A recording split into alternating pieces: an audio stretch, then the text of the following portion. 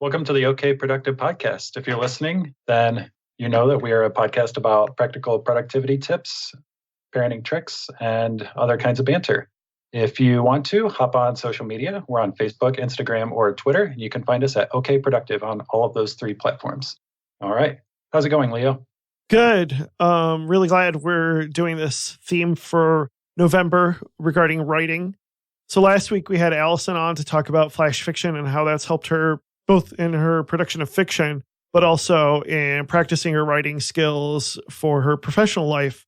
And something I wanted to talk about was how important it is to constantly sell ourselves when we write.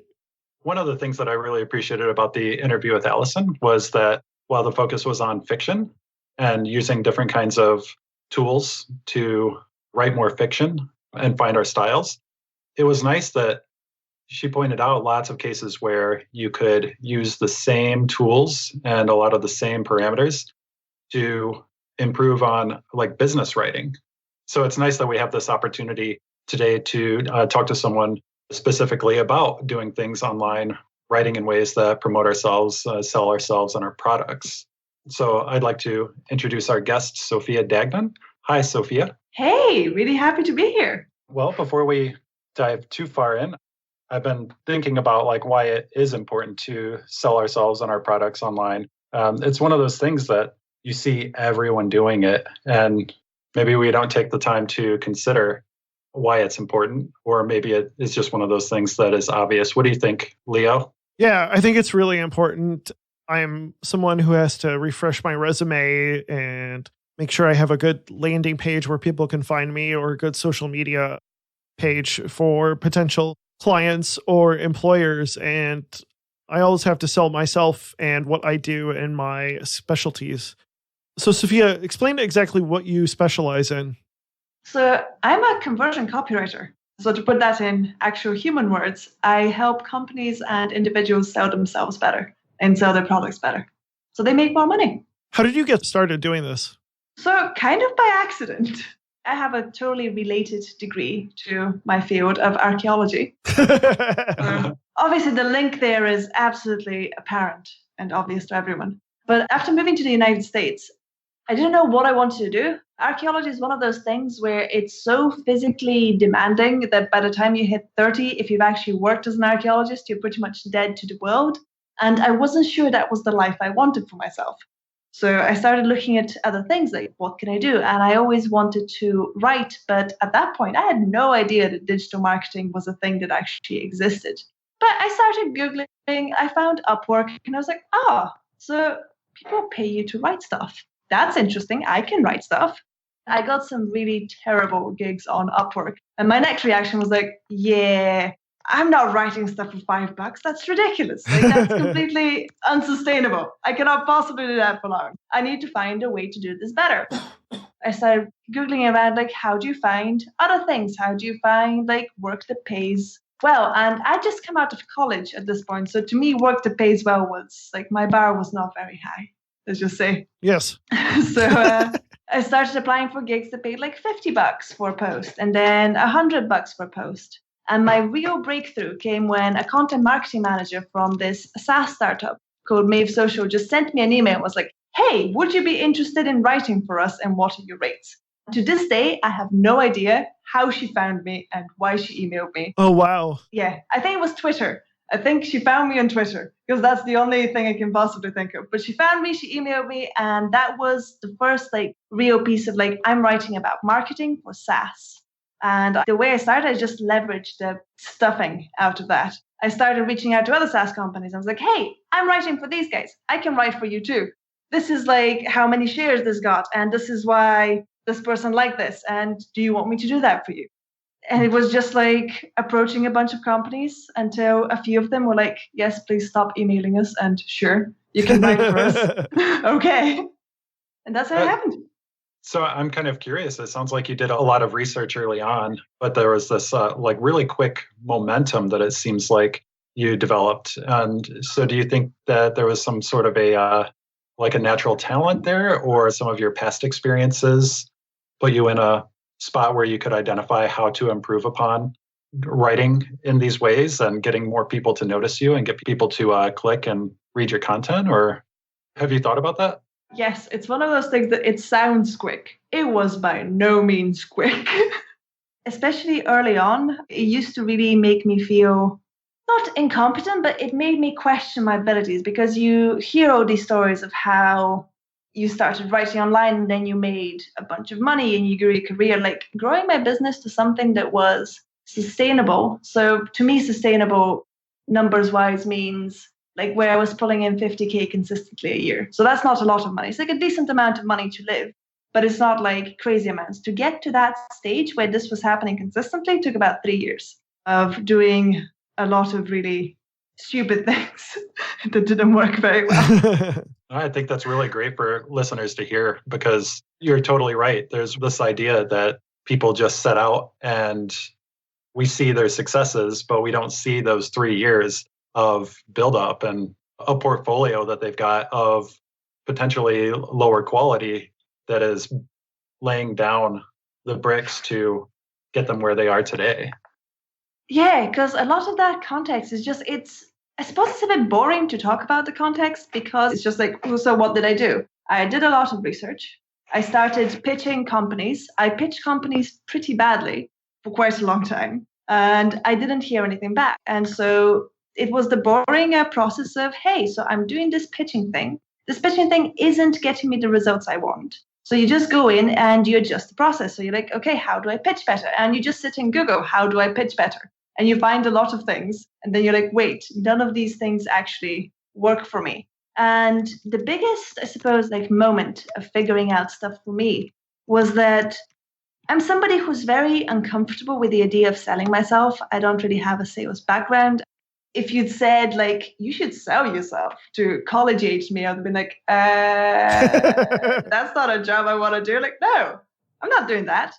But it was realizing that it's not actually about me. So when you're building a business, say you're like your parent, you're somebody who's just building a side, I don't like the term side hustle, but like you're building a side business. Selling yourself has nothing to do with you. It's about customer. And it's one of those things that it sounds so simple when you say it, but it took me about 3 to 4 years of trying to like figure out, how do I stand out? How do I make myself be different? When we realized that I'm not a fan of doing that. I don't particularly like standing out. I like doing really good work, but I don't like talking about how great I am all the time. But it was like, no, it's not about you. It's about figuring out what your customer needs. Like, what do I do that I do well that I can basically help somebody else do? You stuck with this for 3 years and you were refining your process and your style and finding out what works and how to speak to the people who were interested in you and your content. Was that something that was apparent at the beginning, or what was it about writing and wanting to improve that kept you going and kept you improving for 3 years? Well, I wanted to make money. I think the biggest part is we start businesses because we need an extra income. At least I had a very practical reason. I wasn't sure what I wanted to do. I wasn't sure how to break into the corporate scene in the States. Because while it's not culturally that different from where I grew up, which was Scotland, it's still, you come in, you have no network, you don't really know how things work. And so it was figure that out or figure out how to start a business. And because I'd already started researching and I kind of had an idea of I could write, I knew that I could learn to write a lot better. This just made sense. It sounds like a big portion of writing and selling yourself is putting yourself in the shoes of the customer and researching them or client or potential employer or something like that. Is that correct? Yes. I can expand on that. Yeah. So what are the components of that as far as like research is concerned? Okay, so people don't actually buy stuff. We buy solutions to problems. Like everything that you've ever bought in your life, you've bought because there is some problem that you're trying to solve. And it's figuring out like how your customer thinks about your solution that shows you exactly like the path to selling yourself or your product. And the way to start with that is through research. And now you say research and it's one of those things like, oh yeah, you start with the research, but what does that actually mean? How do I find out what people want?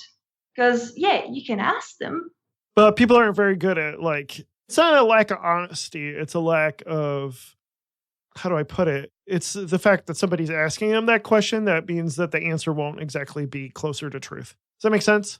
Exactly. It's because we don't actually know what we want. Yeah. Even those of us who are like, oh, I am so self-aware. We are not very self-aware at all. So we do a lot of things based on instinct and based on things we've done in the past. And we are repeating these like patterns based on like just past behavior, past experiences over and over again. So when you ask us like, why do you want this thing? Or like, if I made this, would you buy it? Well, you kind of go, you think about like yourself in the future. You don't think about the person you actually are. You think about this like magical version of yourself that you see as existing. You're like, well, that magical version of me will probably buy that, and they'll probably buy it for these reasons. But this data isn't really correct. This is just wishful thinking. But that doesn't mean that you shouldn't speak to your customers. It's just about figuring out how to ask the right questions. Instead of asking them about things they would do, it's about asking them things that they have done. And sure, you have a little bit of bias there because we don't always remember exactly what we did, but it gives you a much stronger place to start. So let's say I want to start selling really fancy cat lamps on the internet, like lamps in shape of cats, because why not? So to interview my customer, I'm not going to ask them, hey, like, would you buy a cat-shaped lamp? Because the future wishful thinking self would be like, well, in my really awesome new apartment, like a cat-shaped lamp would be an awesome conversation piece. But that's never going to happen. Like, they're never going to buy a cat-shaped lamp in that potential future. So you ask them about lamps that they have bought in the past. Like, what made you buy that lamp? What lamps do you have in your home at the moment? Then that gives you a much stronger idea of who the people who buy like weird lamps are. And then you speak to them and you ask them deeper questions. Yeah, I think even subconsciously, people might not be aware that they're in the habit of making certain decisions over and over again very consistently. It's kind of like buying wine or books or games or lots of things that are on a shelf that have some kind of a description. They look nice. And we all know and we're told that we shouldn't buy it just based on appearances. And there are exceptions. But a lot of the time, if something does resonate, like if we really like that wine with, I'm going to use your cat example again, the bottle that is shaped like a cat, then we are inclined to continue buying those kinds of products. Exactly. And I love the wine example because I am somebody who buys wine entirely based on how much I like the label. It has like zero logic to do with like my purchase. I'm like, this label is cool. Therefore, this bottle of wine is cool. So if somebody wants to start a wine company, I'm a good person to interview about labels, for example, but not about all the other things that go into wine, like percentages and where it was made and where the grapes come from, because that stuff I really like. It has nothing to do with my buying decision in reality. In my dream world, I like to think that I would be like a fancy person that knows wine, but that's not going to happen. Yeah, right. I wanted to touch back on what you said about why selling yourself is important. It sounds like one of the reasons that you did it was basically like income. But I think there's a lot of other things that we do in our lives where selling ourselves is important. For instance, I know, Eric, you've had situations where you're trying to get people to volunteer for helping out with different events in the area. Or, for instance, you're trying to get somebody to read a blog post. What are some other use cases or what are some other instances where you think selling yourself is important and being able to be in other people's shoes in order to do that is a good fit? I'm going to go around this in a slightly circular way, but hopefully it makes sense at the end. So a lot of us, and at least this is a belief that I have, is that sales is sleazy. Sales is bad. Trying to sell things makes you into a horrible, bad used car salesman. That kind of thing, which is not actually the case. Sales is problem solving. That's all it is. It's you have a solution, somebody has a problem, and they give you a medium of exchange, which today happens to be money. But it's a transaction. It's a problem solving transaction. It's necessary. Like humans have been exchanging things forever. Otherwise, we wouldn't really exist. So the first step, I think, to selling yourself is realizing that it's not really about you. It's a useful transaction that has to be good for both. Like a successful sale, it has to be good for you. So you have to feel good about it. And the person that's buying your solution has to feel good about it. But it's a mutually beneficial transaction. at its core. This is why it's not, I think the biggest mistake I see people make is trying to make it all about like you, what you can offer, like how great you are, how great your product is, which is important. Like your product has to be good, but your real job is to help that other person solve the problem that they're having. That's the thing. And this is why it's a really useful skill to have in all areas, because whether you're trying to inspire somebody to recycle or you're trying to get them to come to an event, this comes from a place of understanding who they are, how they see themselves, how they want to see themselves, and how whatever solution you have is going to help them do that. So this is a little overused and cliche, but you really are just selling them the best possible version of themselves, the version of themselves where that problem's being solved. So if you're inviting somebody to an event, let's say like it's a park cleaning event, like you want to clean your local park so the kids have somewhere awesome to play. You don't sell them with the aspect of like, hey, we're cleaning the park, you should just come here because it's the right thing to do. It's not very effective. You have to turn it around to like, hey, this is how cleaning the park is going to make you feel. This is the effect it's going to have on your life. And this is why it's a good thing for you to do. That's so well put. One of the things about a good salesperson is they're willing to like at least give good advice and not missell. I don't even know what the right term is, but not sell something to somebody that is not a good fit for. Because I think a lot of bad salespeople just like try to shove a product down your throat, where some salespeople might be like, yeah, maybe this isn't a good fit. The other problem I've also seen is like people lower their price when they sell something as a way to like convince someone that they should buy the product, which I don't think is a really good idea in a lot of cases. I think a lot of times it's you need to be selling to the right people. And like you said, you need to be in their shoes and being able to figure out what pain they're having and who they are and how they identify themselves. So that thing you just said is gold. I completely agree. And to build on that, you can only afford to be a bad salesperson and to sell on price if you're a giant corporation. Like Amazon, you can't outcompete them on price. That would be ridiculous. They can afford to lower the price on everything. Walmart can afford to lower prices. This is a technique that if you're building your own business, those techniques are basically they're not for you. Yeah. They're for the competition you're beating. Right. And I think it goes back to like when you're organizing an event or you're trying to look for volunteers or you're trying to convince somebody something, don't rely necessarily on compromise so much as being able to understand where they're coming from. Because when you put yourself in a compromising position, like for instance, you're getting a volunteer and like, oh, can I get like 5 hours out of you? Can I get 2 hours out of you? Can I just have you come for 15 minutes in the beginning? Like that doesn't necessarily help convince someone because you're just going to get a less dedicated person. What's a better way to sell that is to provide like, what are they looking for and why volunteering might benefit them or what they believe in. Yeah, make it good for them. Right. Exactly. Otherwise, you're just racing to the bottom because... Exactly. If somebody's going to use that, if somebody's going to like use your product or come to your volunteering event and do the thing, they have to be motivated to do it. Right. Otherwise, they won't get the results. They won't solve the problem. And if you're not solving the problem, then you're not really selling a solution. Yep, exactly. So a lot of the promotion that we're talking about is in the form of writing. And I imagine this is going to be writing that's online. So where do you like to do the writing and where do you get the most benefit to promote a product or a business or a person even? Okay. So the approach I'm going to share is something that's going to be great for people who are not big social media fans. If you're not a big social media fan, if you don't like the idea of selling yourself, of like trying to appear really smart in front of a bunch of people, the stuff I do, that's probably going to work for you because I'm in that exact same boat. So my way of promoting myself, the biggest way is through email. And weirdly, it's through code emails, which I have found that if you do them from the perspective that we just talked about, you put yourself in the other person's shoes, you understand what they need. And I'm actually going to explain what I mean by understand what you need, because it's one of those phrases where there's a lot in it, but I will get to that a bit in a second. So you understand what they need, then you can be really effective with email.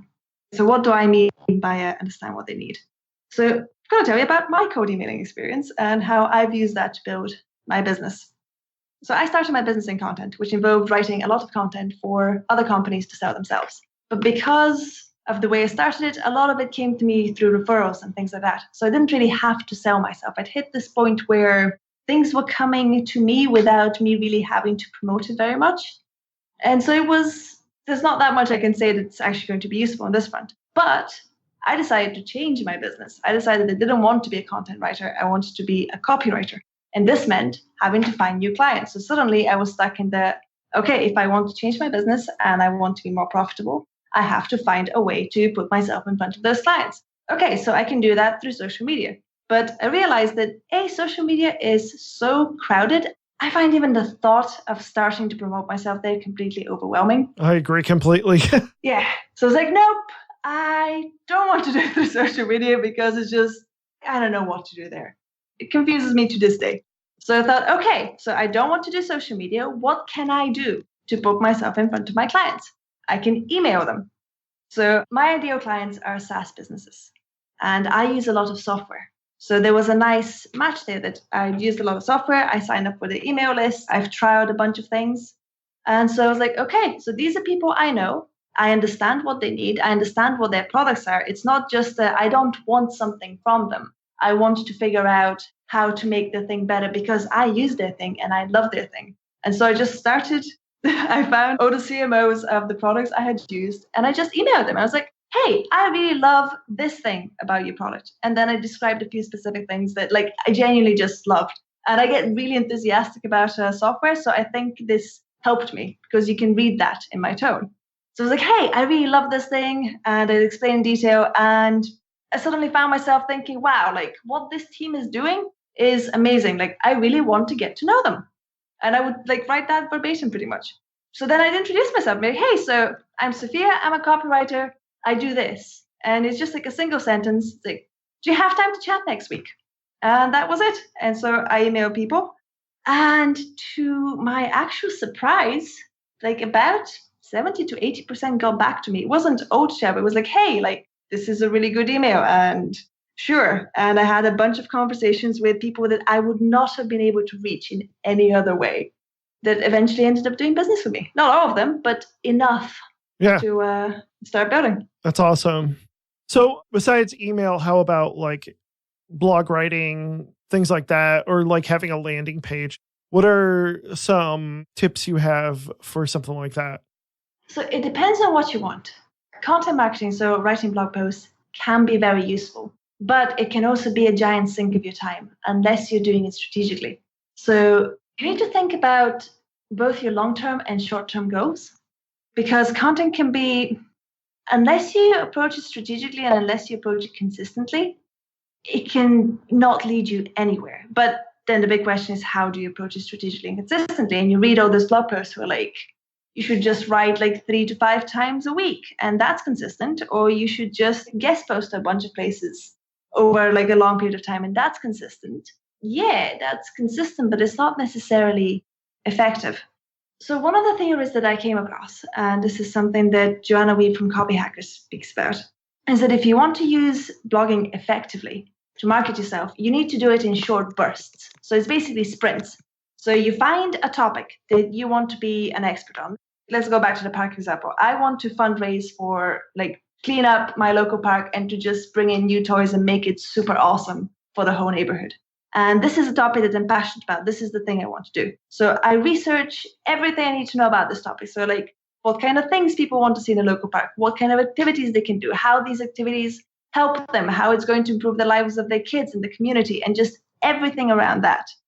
So you take your topic and you do a lot of research, and you research every aspect of that topic that the person that you're trying to attract, your reader, is going to be interested in. So for our volunteer, this will be how they can change the face of the community, how creating a really healthy space for kids to play is going to help them be better adults, and how it's going to improve the lives of everybody around them. You just research this topic as thoroughly as you can. And then you take that research and you turn it into a lot of blog posts. So you can start with 5 or 6, or depending on publications you're publishing, hey, you can use that research to turn out 10 short blog posts. Then you contact different publications that your readers read. So in this case, you can contact your local newspaper and local blogs that are focused in your area. And you get them to publish that in a very short period of time. Because this then makes you explode in front of your readers. So everywhere they're looking, they see your name in different publications. And so if you're trying to put yourself in front of somebody and persuade them quickly, this is an effective way to use blogging versus just posting to your blog consistently. Because people can't find your blog unless they really know about you already.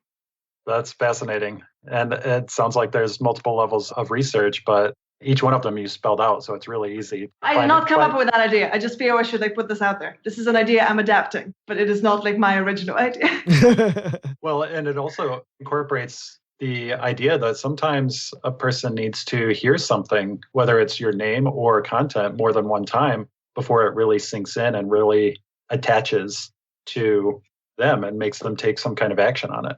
Yes, 5 to 6 touches or something like that. I can't remember the exact numbers. Yeah, yep, something like that. But I mean, just think about your own buying decisions. Sometimes you need to see the same thing over and over and over again just for it to even register, to break through the noise. And that's why with blog content, especially, if that's how you want to do it, just doing it once a week or twice a week on your blog where, it's already going to be about you because it's your blog. It's not giving the reader a chance to get that confirmation from other sources that you know what you're talking about, because it's just you telling them, hey, I know things. Of course you think you know things, but they need that social proof. They need the social proof that other publications and other places they trust think that you know things. Right, exactly. Yeah, that's a great way to build up credibility as well. Mm. So if we dig in a little bit to the writing, you mentioned you do research pretty thoroughly. And then you mentioned something that was a little bit surprising to me, was that you said you write many blog posts based on the research instead of just one long blog post. What led you to that? Because I can't say I've heard that piece of advice anywhere. And I want to try and think through and talk through how that could be helpful. Okay, so the logic behind this particular idea is that it goes back to the touches. So somebody needs to hear you say things around a particular topic more than once to understand that you are an authority on it.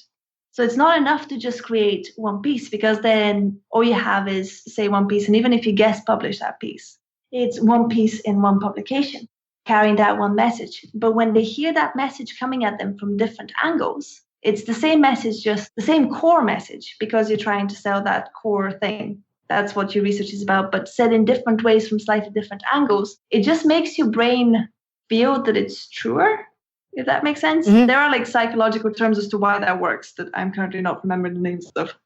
But just exposure. Yeah, no, I totally get it. It's confirmation of a certain idea once you've seen confirmation bias. That's the one. You're basically confirming the reader's bias that what you're saying is true from a bunch of different locations. Mm-hmm, mm-hmm. Yeah, there you go. So within each blog post, do you have a certain process that you have landed on? Is what those articles would look like how many words or how you're presenting it to the readers? Or do you find that it's different for whoever the reader is? Yeah, that just depends on the reader. So a thing about length, basically a thing needs to be as long as it takes you to persuade the reader that your point is something worth listening to. So if the reader has a very low awareness of a subject, let's say you're back to your park and you're getting your volunteers.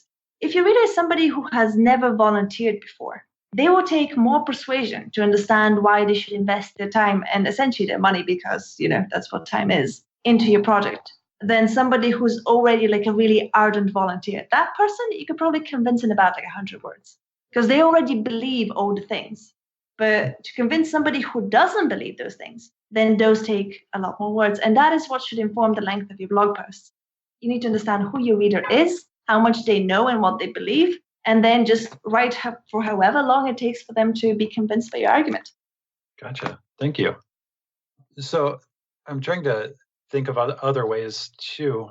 You're doing research up front, and then is there an element of looking at the content afterwards, or other kinds of metrics that you can look at besides the money or the impact, whether it's you're trying to get volunteers? Are there other kinds of tells that the content that you're writing is working? Well, it just depends on your goal. Content is not going to support all the goals you've ever had about marketing. A piece of content should support a specific goal, and then anything else it does outside of that is kind of a bonus. It's great that it's doing it, but let's say if I really want to recruit volunteers, then the number of volunteers is probably the best indicator that I'm doing it well. The other numbers are important to pay attention to because it shows you what else your content is good at. But basically, by giving it too many jobs, you're kind of making sure that it's not going to be very good at doing any of them. That's why you should give like your content one job. So whether that's like to get volunteers, or maybe it's just its job is to go viral so that you raise awareness. If that's its job, then don't expect it to also get you volunteers. Just like let it do one thing and let it do it well. Avoid ambiguity and like be very clear as to what your piece does. Yeah, I totally agree. What are some components of the research? What exactly are you looking for? Just understanding the customer, understanding their pain. What specific components do you want out of the research? Okay, so this kind of research is a little bit different to academic research. You have a bit of a bias when you're writing to promote your business, or promote an idea or a product. You're already making the assumption that your idea or your product is worth promoting and that it works. So the questions you're asking are, you basically want to find out what ideas people have that will help you sell that with research. My go-to research is, if you can, try to speak to people that are either your customers. Say if you already have a product, speak to your customers. If you don't have customers, speak to people who are experiencing the same problems as your customers. And with this, my process is actually pretty free. I like the first interview to be very open. My goal when I go into an interview like that is just to understand them better, to like understand what their pain is. And so most of the questions, I go in with a question like, so hey, like what's the biggest thing you're struggling with when it comes to, and then whatever problem I'm trying to solve. But I let their responses then guide the things that we dig into. So in that, my biggest piece of advice would be just go in as openly as like with an open mind as you can and see where it takes you. And from there, then you can go into online research, which is looking through a lot of Facebook group comments and what people say on Twitter and blog post comments and Amazon review comments. When it comes to interviewing people, how do you even find people that will be willing to spend time and to interview them before you even have a product? You ask them. You would weirdly be surprised how many people would say yes, even if you've never spoken to them before, even if it's just a code email of like, hey, I am working on this thing. Can you help me? Okay. And that can be the scariest thing. Yeah. But just ask them. Okay. People will help you, and use the phrase, will you help me? Okay. That is weirdly effective. Just be perfectly honest about the fact that you need help. Yeah. Okay. We are wired to want to help other people. It's one of those magic phrases that makes the other person want to help you, especially if you're like genuine about it. Yeah, and it makes them feel good about themselves so they can help someone. So yeah, just find people that you want to interview and just ask them. Like the worst they are going to do is ignore you. Like exactly. That's pretty much the only bad outcome. Yep. So you were saying when it comes to researching like Amazon comments and things like that, you were in the middle of that. If you want to go ahead, expand on that a little bit more, like forums and review comments and things like that. Yeah, usually so my process for that is whatever the big pain is, whatever the thing you solve is, just Google topics around it. But don't read the articles that other people have written. Read the comments that people have left in those articles. And then use that to kind of guide, like those will basically help you understand what pains people have. And then like use those on your page. Copy, paste them into your document, and then just edit them to make them fit like whatever it is you're writing.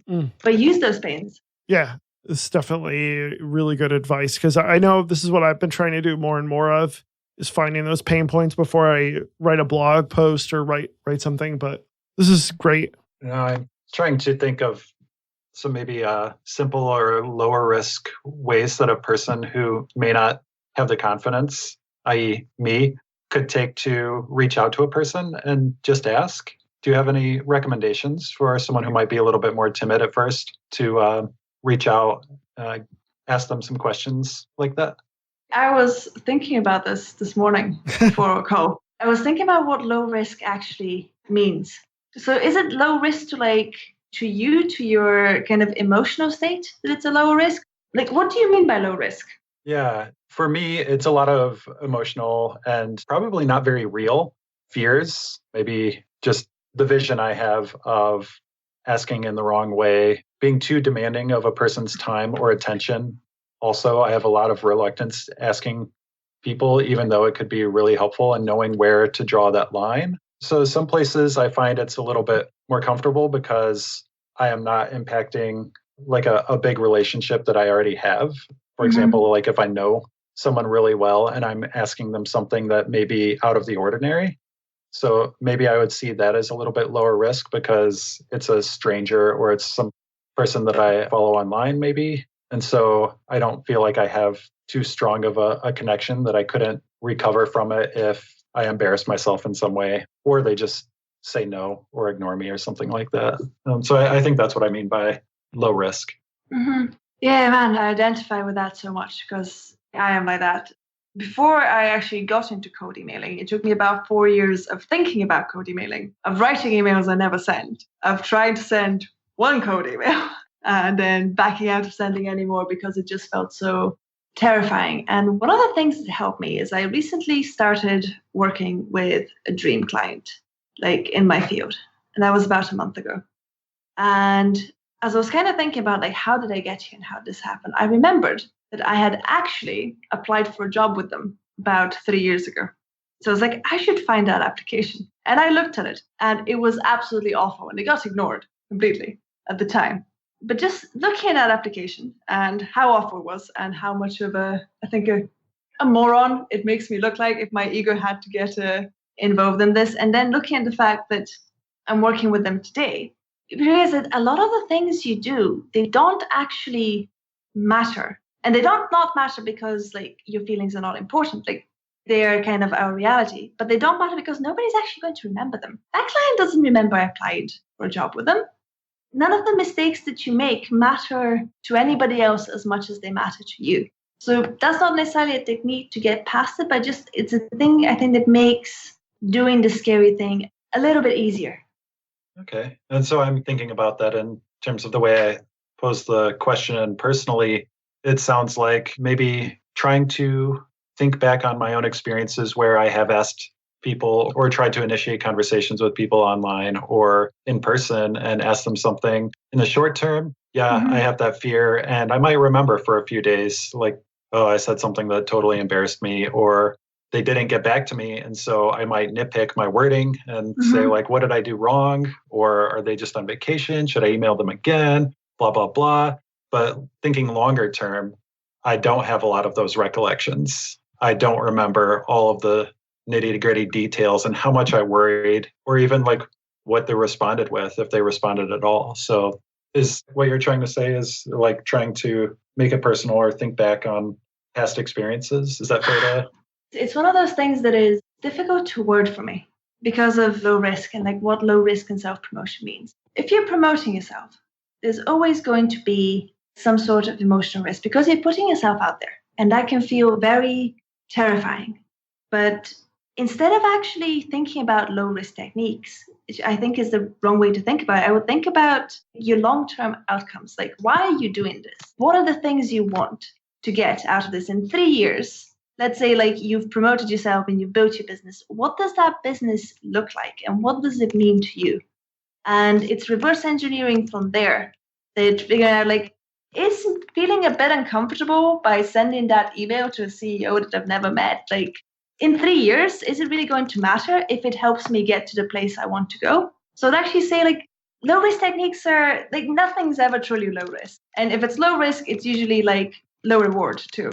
But pursuing the things you want and just asking the questions that make you feel uncomfortable, if you feel that like the outcome is worth it for you, then like just make yourself do it. Like with code emails, I have to make myself do it. Like I sit down and I just like, I write them all in advance. I put them into my inbox and then uncomfortably sitting there with a cup of coffee, I just press send and then I leave the room so that I don't have to think about it.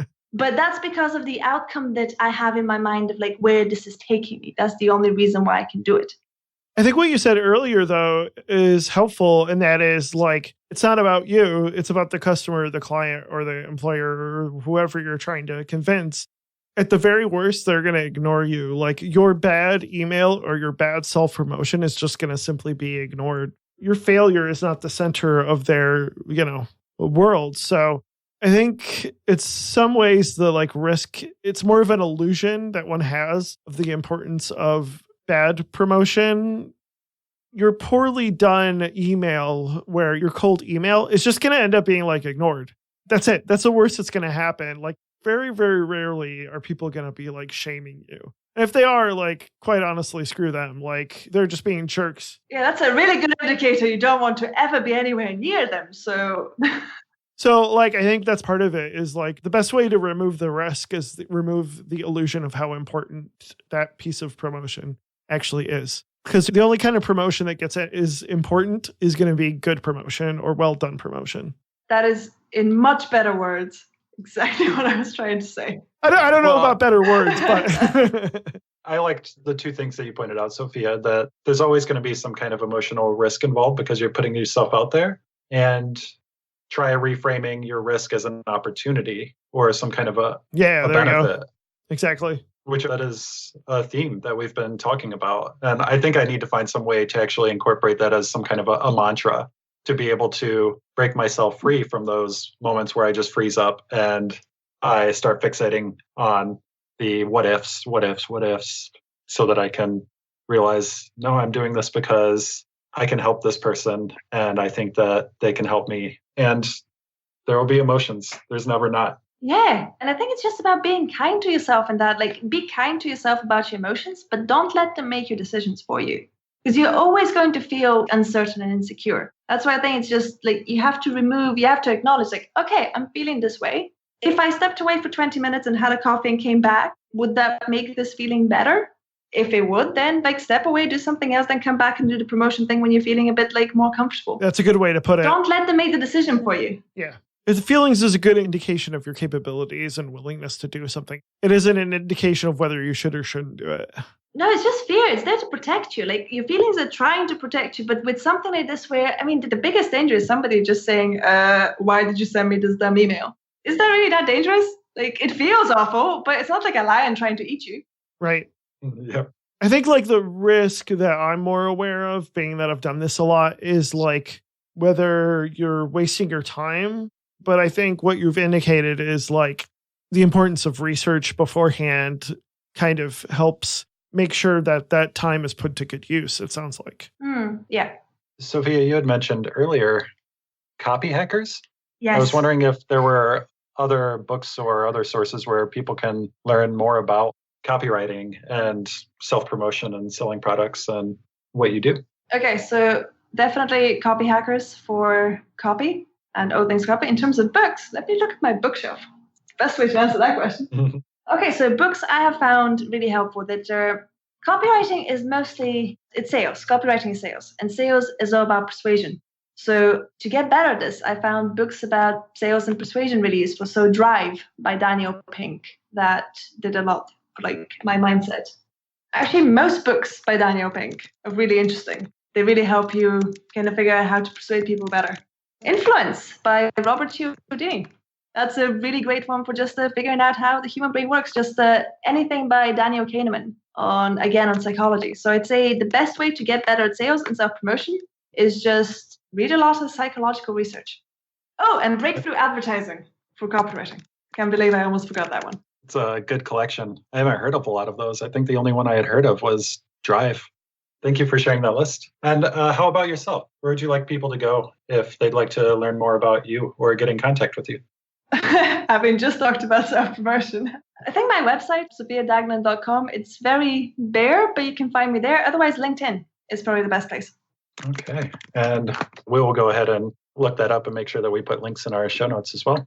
Is there anything else that you wanted to talk about before we close out? No, just thank you so much for having me. And I hope this helps and it made any kind of sense. But if it didn't, just email me and tell me that it didn't, and I'll try to do it better. It made a whole lot of sense. And I really appreciate you spending the time to share what you do with us. Yeah, thank you so much, Sophia. I think it's like super helpful to a lot of people, not just folks in the product space, but like people who are always trying to convince somebody of anything through email or written form. What you've said are some great tips regarding like knowing where they're coming from and writing for them and not necessarily for yourself. I know, anytime I'm updating a resume or doing a cover letter, I'll definitely be coming back to this episode. Cool. Well, thank you guys. Thank you. Take care.